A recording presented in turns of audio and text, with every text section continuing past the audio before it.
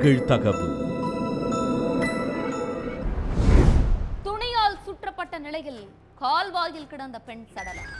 இறந்து கிடந்த பெண் யார் என்பதை கண்டுபிடிக்க முடியாமல் திணறிய போலீஸ். காவல்துறைக்கு துருப்பு சீட்டாக கிடைத்த மூக்குத்தி.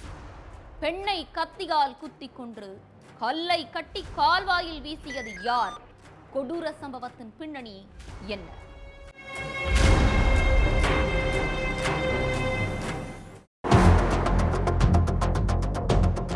தென்மேற்கு டெல்லியில நிர்மல் அணை பக்கத்துல உள்ள ஒரு கால்வாயில பெண் சடலம் ஒண்ணு கிடக்கிறதா போலீஸுக்கு தகவல் வந்திருக்கு. அதுக்கப்புறம் சம்பவ இடத்துக்கு போய் பார்த்தப்போ துணியால சுத்தி வச்சு ஒரு பெண் சடலம் கிடந்துச்சு. அந்த பொண்ணை யாரோ கொடூரமா கொன்னு சடலத்தை துணியால சுத்தி கல்ல கட்டி கால்வாயில வீசி இருந்திருக்காங்க. முகம் அடையாளம் தெரியாத அளவுக்கு சிதைஞ்சு போயிருந்ததால அந்த பெண் யாருங்கிறத கண்டுபிடிக்க முடியாம போலீஸ் திணறிக்கிட்டு இருந்தாங்க.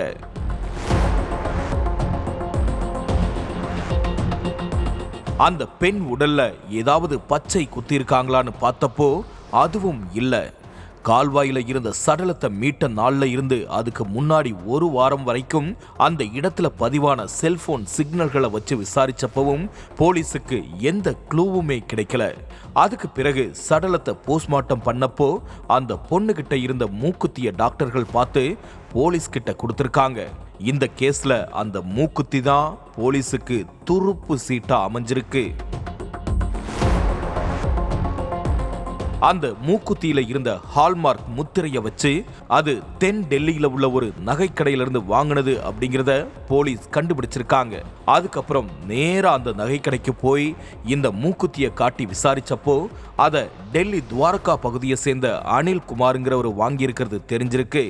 நகை கடையோட பில்லுல இருந்த அனில் குமாரோட அட்ரஸுக்கு போய் பார்த்தப்போ வீடு பூட்டி இருந்திருக்கு. அதனால பில்லுல இருந்த செல்போன் நம்பருக்கு போலீஸ் கால் பண்ணி பார்த்தப்போ அனில்குமார் போனை அட்டன் பண்ணி தான் ராஜஸ்தான்ல இருக்கிறதா சொல்லியிருக்காரு. உங்க மனைவி எங்கன்னு கேட்டப்போ அவங்க உத்தரப்பிரதேசத்துக்கு டூர் போயிருக்காங்க, வர 10 நாளைக்கு மேலாகும்னு சொல்லி இருக்காரு.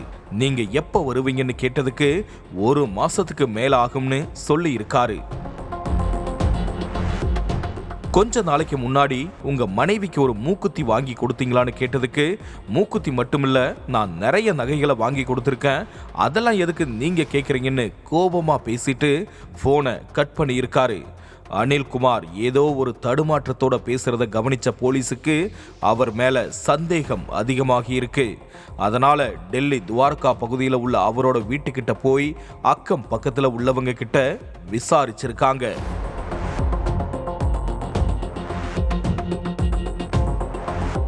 அப்போ வீட்டுக்குள்ள ஒரு வேலைக்காரன் மட்டும் இருக்கிறதா அக்கம் பக்கத்துல உள்ளவங்க சொல்லியிருக்காங்க. வீட்டுல யாருமே இல்லைன்னு நினைச்ச போலீஸ் உள்ள ஆள் இருக்கிறத தெரிஞ்சதும் அனில்குமார் வீட்டுக்குள்ள போயிருக்காங்க. அங்க வீட்டு பணியாளர் சிவசங்கர் மட்டும் இருந்திருக்காரு. அவர்கிட்ட உங்க முதலாளி எங்க, முதலாளியோட மனைவி எங்கன்னு கேட்டதுக்கு தெளிவா பதில் சொல்லாம மாத்தி மாத்தி பேசியிருக்காரு. அவருக்கு ஏதோ உண்மை தெரிஞ்சிருக்கு அப்படிங்கிறத உணர்ந்த போலீஸ் சிவசங்கரை போலீஸ் ஸ்டேஷனுக்கு கூப்பிட்டுட்டு போய் விசாரிச்சிருக்காங்க. போலீஸுடைய கெடுக்குப்பிடி விசாரணைக்கு தாக்கு பிடிக்க முடியாம மொத்த உண்மையையும் கக்கி இருக்காரு வீட்டு பணியாளர் சிவசங்கர்.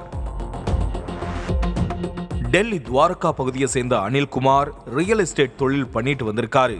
இவரோட மனைவி 47 வயசான சீமா சிங். இந்த தம்பதிக்கு 2 குழந்தைங்க இருக்காங்க.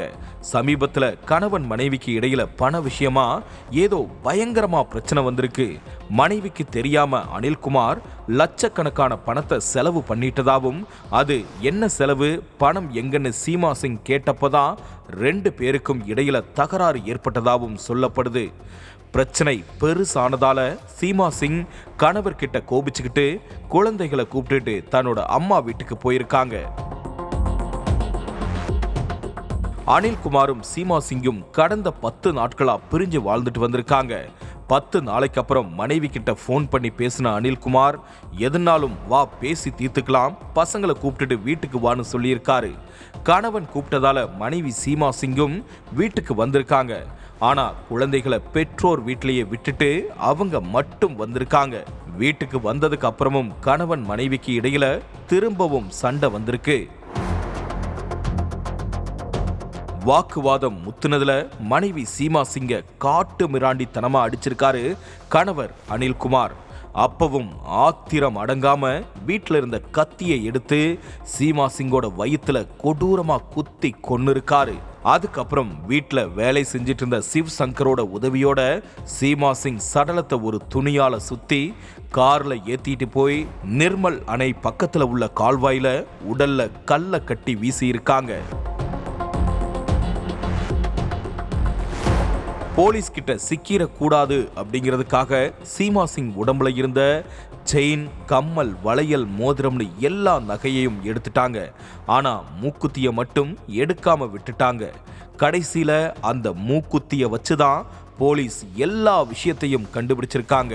முதல்ல வீட்டு பணியாளர் சிவசங்கரை கைது பண்ண போலீஸ் அவர் கொடுத்த தகவலின் அடிப்படையில டெல்லி குர்கான் பகுதியில் உள்ள தோட்டத்து வீட்டில் பதுங்கி இருந்த அனில் குமாரையும் அரெஸ்ட் பண்ணி ஜெயில அடைச்சிட்டாங்க.